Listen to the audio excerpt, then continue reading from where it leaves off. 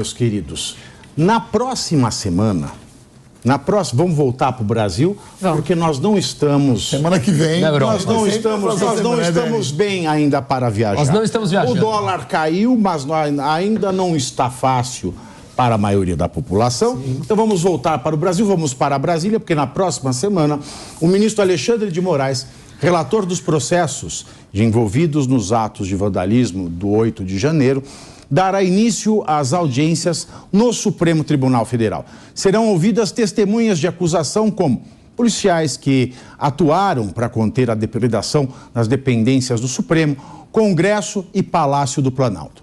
Os depoimentos serão feitos por videoconferência e conduzidos por juízes instrutores do Gabinete de Moraes.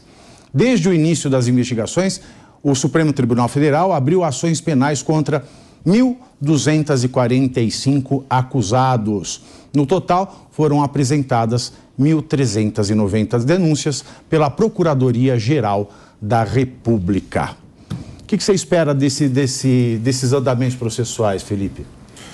Não, primeiro que é um absurdo o STF, a Corte Suprema do Brasil, perder tempo pegando depoimentos de 1.200 pessoas, quando tem diversas ações e diversos casos muito mais só importantes. Fazer uma correção aqui, olha, acaba de haver uma mudança. Olha, o governo está mudando muitas coisas, hein? O que aconteceu? E a gente entrou na pauta, aí aqui, olha, a última informação que acaba de chegar é que o Lula vai se encontrar, informação de agora também, tá? Lula vai se encontrar na Itália com Giorgia Meloni. Você viu? Tá? Vamos, estamos funcionando aqui, hein? Mas está aqui só para retificar, é notícia de última hora, foi publicado há alguns minutos no site da CNN, então aqui... Ou seja, estão vendo o programa, estão assistindo o programa. Pois é. Que é bom para o Brasil, isso é bom para o Brasil. O Itamaraty, ele informou que o presidente Lula vai se encontrar com a primeira-ministra Giorgia Meloni. Bom, voltamos então aos processos do 8 de janeiro. Então, primeiro que eu havia comentado aqui anteriormente, é um absurdo, né? O Brasil, o STF, a Corte Suprema do Brasil, com várias atividades necessárias, vários processos relevantes para ser decidido, perder tempo colhendo depoimentos de 1.255 acusados naquele ato de 8 de janeiro, né? Então, assim, não é papel do STF ter esse tipo de postura, tá? Segundo, Pavinato, infelizmente, né, como a gente havia defendido aqui a todo momento, né, vários processos são ilegais, são ilegítimos, né, seja porque não respeitou o processo, né, da audiência de custódia, que deveria ter sido feita 24 horas da prisão em flagrante, quanto também, pelo que eu vi aqui na notícia, não é, o Alexandre de Moraes, ele quer julgar de baseada. Ele combinou com o procurador-geral que irá decidir 30 casos de uma vez só, né? O que é um absurdo, né? A pessoa que está sendo processada, que está sendo ter depoimento no STF, ela merece um julgamento individualizado, entendeu? Então, assim, é um absurdo. A denúncia já não foi individualizada. Exatamente, a denúncia já não foi individualizada. A audiência de custódia não foi feita no prazo legal de 24 horas. E agora o julgamento vai ser feito em baseada. Isso é um absurdo. Como advogado e não garantista, né, que sempre busca a observância e o respeito por garantias fundamentais, né, a pessoa merece julgamento justo. Como eu defendi aqui também o julgamento justo do Lula, né? Então não dá para você agora aplaudir o STF em relação a esse assunto, né? Não dá. Então eu vejo com péssimos olhos, né, seja porque o STF vai perder tempo analisando essa questão, vai parar a Suprema Corte, né, mesmo com juízes auxiliares para ajudar no depoimento. Outra, eles que declararam... Olha, eu vou pedir aqui só a compreensão de vocês, porque esses assuntos que têm envolvido o 8 de janeiro e o STF, eu acho por bem, né, falar com quem tem formação jurídica. Com certeza. Tá? Então, a gente vai passar para a pauta da CPI na sequência, da CPMI, mas essa daqui eu vou deixar com o Felipe, que é advogado tanto quanto eu, tem ele faz parte de um espectro político diferente do meu, então é importante que a gente debata, porque eu já ouvi que na corte todas as críticas que não são balizadas por quem é do ramo jurídico, elas não são bem vistas. Então, eu vou pedir a compreensão de vocês para a gente continuar assim e a gente passa na CPMI.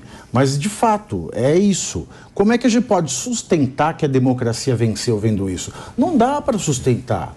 Eu não entendo de onde saem argumentos. Que é justamente como você falou.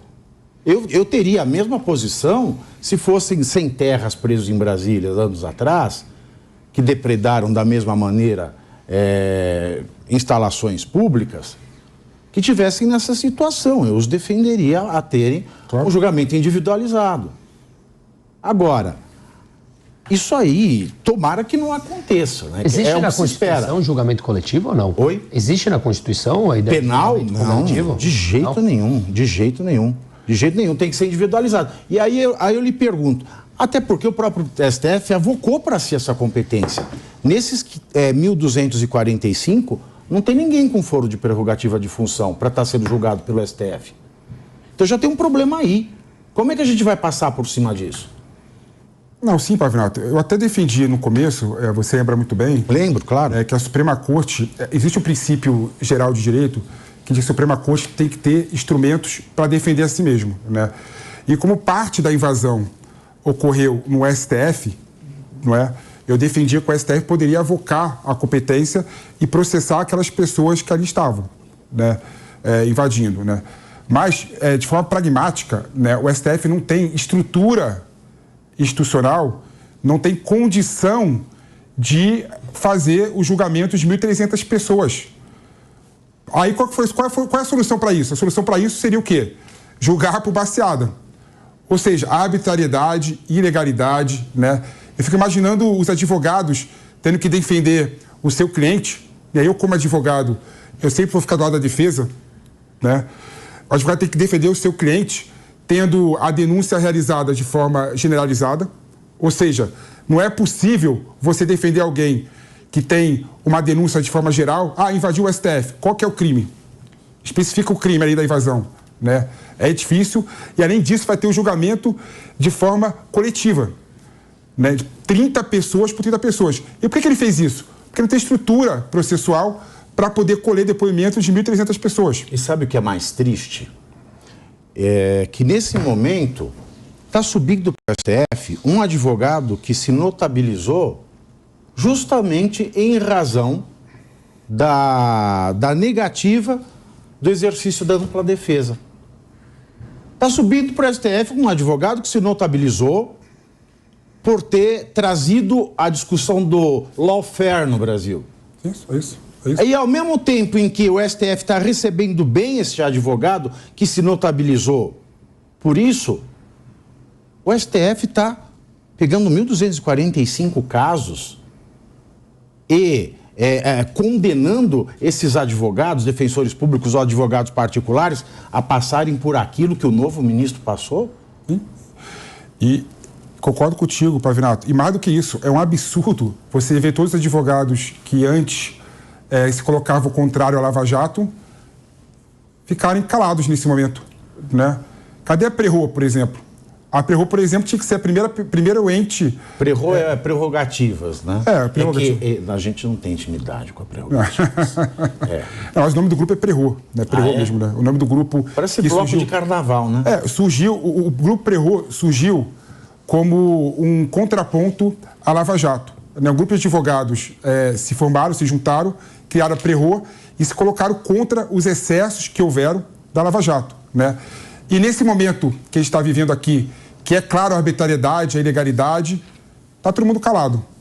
Como se fosse ok ficar calado quando você vê o seu inimigo sendo condenado de forma injusta e ilegal. Contra isso, eu vou sempre me colocar contrário. E vou falar o que eu acho que é um absurdo. O que esses advogados podem fazer? Porque tem aquela velha frase, né, Miguel Reale? O STF tem a prerrogativa de errar por último. Mas nesse caso está errando primeiro e por último, né?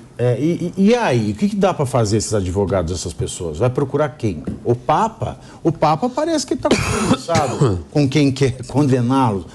O que vai acontecer? Não, aí... A gente vai ter que se conformar, porque se a gente se conformar, não é democracia o Brasil. Não é. Se a gente foi proibido de discutir, de falar, de apontar, não é democracia o Brasil. Eu sempre defendo, assim, claro que a estrutura nossa judicial, o gargalo institucional é o STF. O STF é o único que pode errar. Mas nesse caso específico, o processo está se originando no STF e logo vai encerrar no STF também. Ou seja, as pessoas não vão ter condição de recorrer de eventual excessos e decisão errada que possa vir do STF. Então, o que eu sou a favor, Paulo Finalto? Sempre a favor de resolver tudo de forma institucional. Ou seja, vamos fazer uma reforma constitucional no Brasil, decente, que tira essas competências e essas prerrogativas do STF, deixando claro que o STF só pode decidir questões constitucionais. Isso é importante. E ponto final. Isso é importante. Deixa claro isso na lei, deixa claro na Constituição Federal. É um absurdo o STF julgar habeas corpus, é um absurdo o STF julgar questão que está sendo julgada que vai ser julgada na próxima semana sobre os vândalos do 8 de janeiro. É porque para nós leigos do direito, realmente eu várias vezes em casa eu me questiono. Eu falo, mas o que vai para o STF? Qualquer coisa vai? E a gente